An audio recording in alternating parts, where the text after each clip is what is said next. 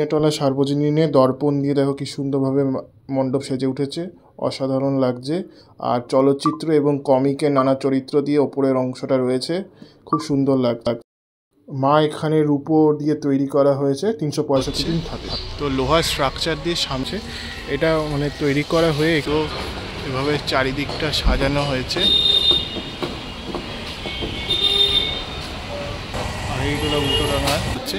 তো মণ্ডপ যত প্রোগ্রেস এগোবে তোমাদের দেখা হয়েছে। আর বাটামের কিছুটা অংশ কাজ চলছে, প্রস্তুতি করেছিলাম বাগবাজারে যে পুরো মাঠটা জুড়ে মেলা বসে।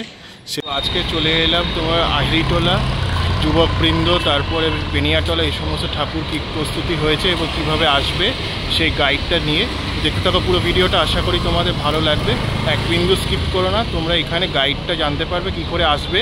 নিয়ারেস্ট মেট্রো স্টেশন হচ্ছে শোভাবাজার মেট্রো 6 নম্বর গেট বা 5 নম্বর গেট, এটা ধরে তোমরা সোজা চলে আসতে পারো। তো চলো ভিডিওটা শুরু করা যাক। তো এই সামনে দেখছো এটা হচ্ছে শোভাবাজার সেন্ট্রাল এভিনিউ ক্রসিং। এখান দিয়ে ওই যে সামনে দেখছো মেট্রো স্টেশনের গেট রয়েছে, 5 নম্বর গেট। আর এখানে সমস্ত শোভাবাজার মেট্রোর অটোগুলো এসে দাঁড়ায়। এটা স্ট্যান্ড, শোভাবাজার মেট্রো অটো স্ট্যান্ডে, উল্টোডাঙ্গা শোভাবাজার মেট্রো অটো স্ট্যান্ডে।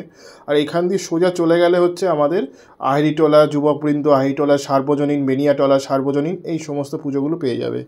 আর এই যে সামনে দেখতে পাচ্ছ লাল মন্দির, এই লাল মন্দিরকে সামনে রেখে আমরা সোজা এই ট্রাম রাস্তা ধরে সোজা চলে গেলেই হচ্ছে প্রথমে পড়বে হচ্ছে আমাদের বেনিয়াটলা সার্বজনীন, তারপরে পড়বে যুবকবৃন্দ, তারপরে আহিরিটোলা সার্বজনীন। চলো দেখতে থাকো পুরো ভিডিওটা, আশা করি তোমাদের ভালো লাগবে এবং গাইডটা কেমন লাগলো লিখে জানিও। দেখতে থাকো পুরো। বিকেপল মোড়, এই সামনে দিয়ে এই রাস্তাটা যদি চলে গেলে সোজা আহিরিটোলার ঠাকুরগুলো পড়বে। তো আমি দেখাতে থাকছি, দেখতে থাকো। এই যে ক্লক টাওয়ারটা রয়েছে, এইটা দিয়ে সোজা চলে গেলে আমরা আহিরিটোলা সার্বজনীনের দিকে চলে যাব। তো চলো দেখাচ্ছি। এই যে রাস্তাটা রয়েছে, এইটা গেলে হচ্ছে বেনিয়াটলা পড়বে। এই সামনের রাস্তাটা গেলে বেনিয়াটলা। এইটা দেখছো ওই সামনে ট্রাম রাস্তাটা, তো এখান দিয়ে সোজা চলে গেলেই হচ্ছে বেনিয়াটলা সার্বজনীন বা বেনিয়াটলা স্ট্রিট বলে এটাকে, রাস্তাটাকে। তো এখানে বেনিয়াটলা সার্বজনীনের মণ্ডপটা হয়। আর মা এখানে 365 দিন পূজিত হন।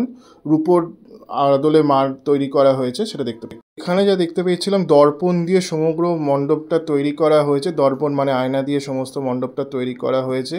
এইভাবে দর্পণগুলোকে তোমার সুতোর সাহায্যে টাঙানো হয়েছে, টাঙিয়ে সেটাকে তৈরি করা হয়েছে সেই প্রতীকছবিটা। আর ওপরে আমাদের কিছু চলচ্চিত্র যেগুলো রয়েছে সেগুলোকে সিলিংয়ে ইনস্টল করা হয়েছে। তোমরা দেখতে পাচ্ছ বিভিন্ন রকমের চলচ্চিত্র, বিভিন্ন যাত্রাপালা, তারপরে বিভিন্ন ছোটদের কমিক রোল ক্যারেক্টার যা আছে সেগুলোকেই এইখানে সিলিংয়ের ওপরে ইনস্টল করা হয়েছে, শিল্পী ইনস্টল করছেন।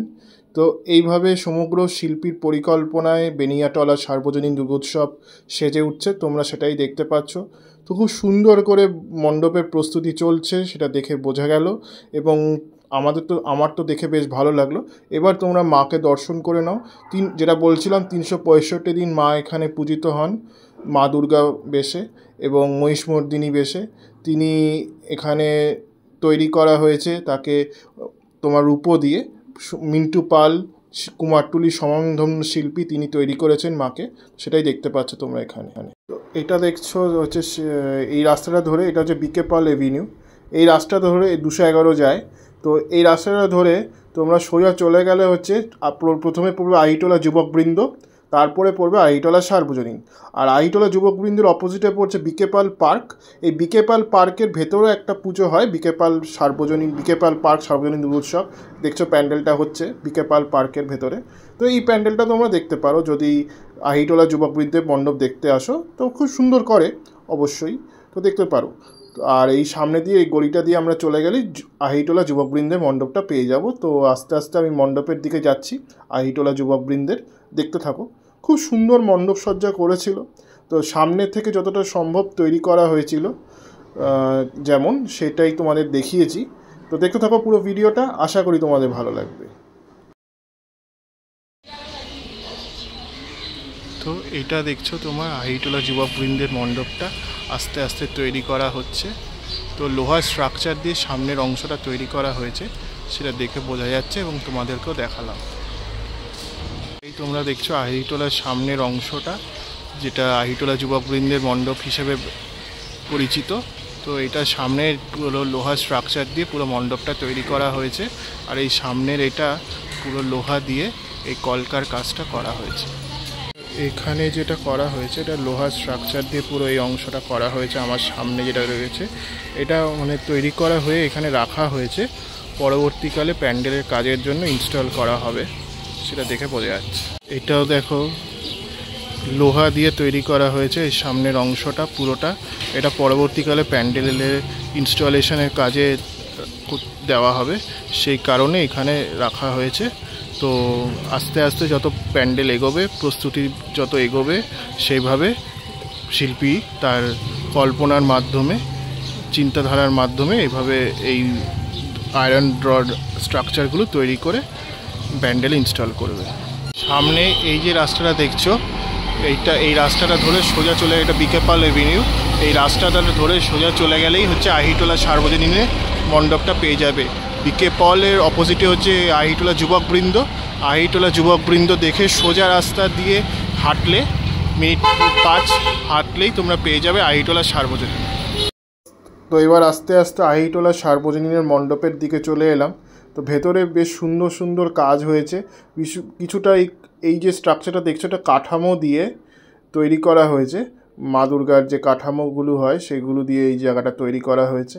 আর সমগ্র একটা আর্ট ফর্ম দিয়ে চারিপার্শ্বিক জিনিসটা তৈরি করা হয়েছে। দেখো বিভিন্ন রকমের মন্দির রয়েছে, গির্জা রয়েছে, তারপরে পুরাতন ভাঙাচোরা মন্দির রয়েছে যেটা ভঙ্গুর দশায় রয়েছে, তারপরে মা দুর্গার কিছু আর্ট ফর্ম রয়েছে, তারপরে কিছু দেখানো হয়েছে যে মা দুর্গা আসছে মণ্ডপের ভেতরে এবং কিছু মানুষ সেটা দেখছেন মা দুর্গাকে জানলা দিয়ে।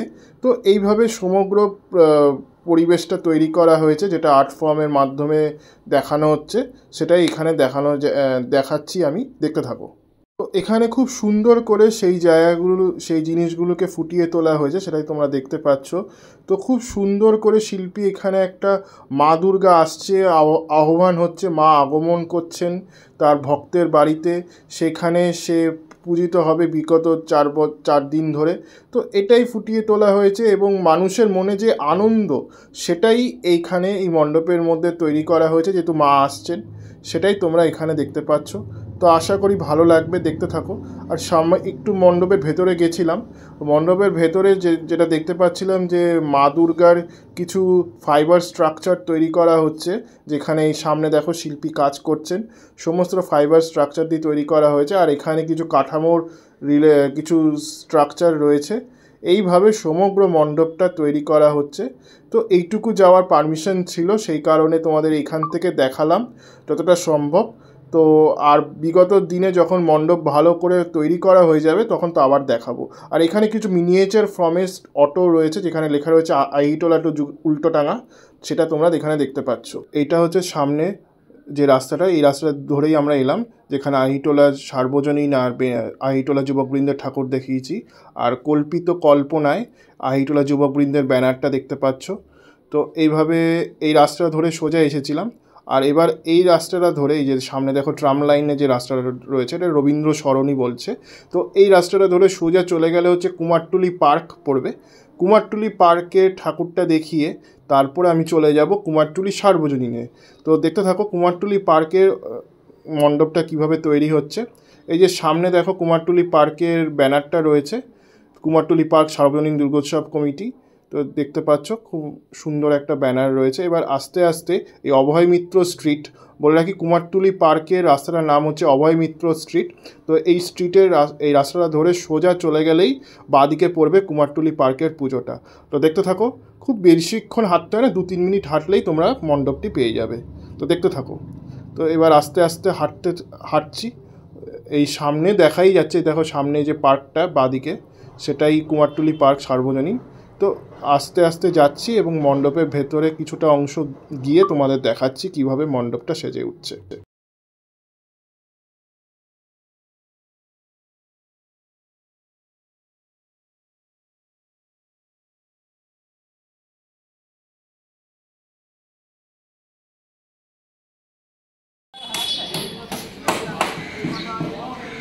এখানে দেখো শিল্পীরা কি সুন্দরভাবে কাজকর্মটা করছেন। এভাবে সমস্ত কাজকর্মটা চলছে।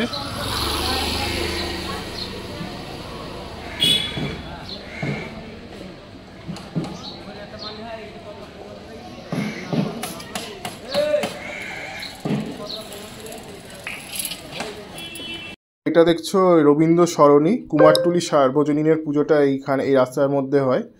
এই রাস্তার মধ্যে সোজা গেলেই দেখা যাচ্ছে যে কুমারটুলি সার্বজনীনের মণ্ডপটা তৈরি হচ্ছে। তো চলো দেখাচ্ছি কিভাবে মণ্ডপটা সেজে উঠছে।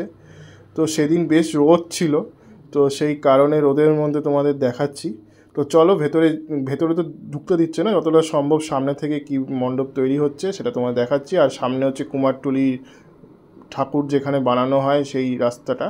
আর এইখানে দেখছো এই সামনে কুমারটুলি সার্বজনীনের মণ্ডপটা সেজে উঠছে। তো এবছর ওদের বলে রাখি, এবছরের থিম হচ্ছে কৃষকদের ক্ষুধা, যে কৃষকরা কিভাবে তাদের ক্ষুধা নিবারণ করছে সেটাই এখানে মণ্ডপে তুলে ধরা হবে। তো বিগত বছরে যেমন মণ্ডপ সেজে উঠেছিল, তো এই বছরও খুব সুন্দরভাবে মণ্ডপ হবে সেটা বলাই যায়। এবার কুমারটুলি সার্বজনীনের মণ্ডপটা দেখে আমি সোজা এই রাস্তা ধরে চলে যাচ্ছি বাগবাজার সার্বজনীনের দিকে। এই রবীন্দ্র সরণি রাস্তা ধরে গেলেই তোমরা বাগবাজার সার্বজনীনের মণ্ডপটাও পেয়ে যাবে, এই ডান দিকেই পড়বে। তো চলো আস্তে আস্তে যাচ্ছি এবং তোমাদের দেখাচ্ছি। তো এক চ্যানেলের মধ্যে থাকলে তোমরা এই 3-4টে ঠাকুর পর পর দেখতে পাবে, তো সেটাই তোমাদের দেখালাম। সামনে হচ্ছে আর এই যে সামনে দেখতে পাচ্ছ বাগবাজার স্টেশন, আমাদের এখান দিয়ে সোজা চলে গেলে হচ্ছে বাগবাজার সার্বজনীনের মণ্ডপটা পড়ছে। তো চলো দেখাচ্ছি কি করছে বছর। বাগবাজার হচ্ছে সবচেয়ে ঐতিহ্যমণ্ডিত। বাগবাজার সামনে দেখো মণ্ডপের কাজ চলছে। তোমাদের অনেক দিন আগে একবার ভিডিও করে দেখিয়েছিলাম কি করে বাগবাজারের কাজ চলছিল এবং কোথায় মায়ের বেদি হয় সমস্তটা। তো এই সামনেটা এখন আমি যা দেখতে পাচ্ছি মায়ের মণ্ডপের কাজ চলছে, বাঁশের স্ট্রাকচারটা তৈরি করা হয়েছে আর বাটামের কিছুটা অংশ কাজ চলছে। তো যেগুলো প্লাইয়ের স্ট্রাকচার করা হয়েছে বাটাম দিয়ে, সেগুলো পরবর্তীকালে মণ্ডপে ইনস্টল করা হবে। তো এখানে রং করে রোদে শুকানোর জন্য এখানে রাখা হয়েছে, সেটা তোমরা এখানে দেখতে পাচ্ছ। আর এই পুরো মাঠটা জুড়ে, তোমরা আগেও বলেছিলাম যখন এই প্রস্তুতি করেছিলাম বাগবাজারে, যে এই পুরো মাঠটা জুড়ে মেলা বসে। সেটা তোমরা যখন পুজোতে ঘুরতে আসবে, বাগবাজার ঠাকুর দেখতে আসবে, তখন তো দেখতেই পাবে। তো এইভাবে সমগ্র বাগবাজার সার্বজনীনের মণ্ডপটা বাগবাজারের আকর্ষণ এবছর হচ্ছে রাজস্থানের হাওয়া মহল, সেটাই দেখতে পাচ্ছ তোমরা তৈরি করা হচ্ছে।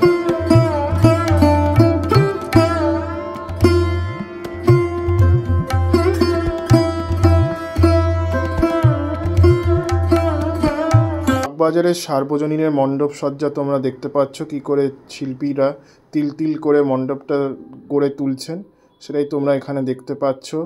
আর এবারের আকর্ষণ হচ্ছে রাজস্থানের হাওয়া মহল, সেটাই তৈরি করা হবে বাগবাজার সার্বজনীনে, সেটাই মণ্ডপটা প্রস্তুতি তোমরা দেখছো। আর এই সামনে দেখছো মা দুর্গা, সেই একচালার মা দুর্গা তৈরি হচ্ছে, যেটা মা দুর্গার টানা চোখ থাকে, যেটা বাগবাজারের আভিজাত্য বা ঐতিহ্য বলা যায়, সেটা আস্তে আস্তে মা তৈরি হচ্ছেন, সেটা তোমরা এই সামনে অংশটা দেখা যাচ্ছে। তো আজকে বাগবাজারের এবং আরও শোভাবাজার মেট্রো থেকে যে ঠাকুরগুলো তোমরা দেখতে পারবে সেটা গাইড করালাম এবং কতটা মণ্ডপ প্রস্তুত হইতে সেটা তোমাদের দেখিয়েছি। আশা করি আজকের এই গাইড এবং প্রস্তুতিটা তোমাদের ভালো লেগেছে।